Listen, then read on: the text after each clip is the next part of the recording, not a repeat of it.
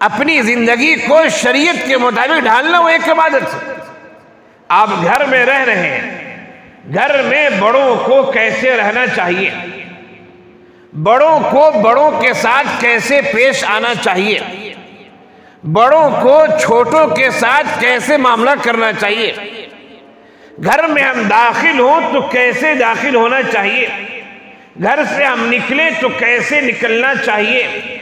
आप तलबा हैं, आपको मदरसे में, इदारे में कैसे रहना चाहिए, दरसगाह में कैसे बैठना चाहिए, अपने असाज़ा के साथ कैसे पेश आना चाहिए।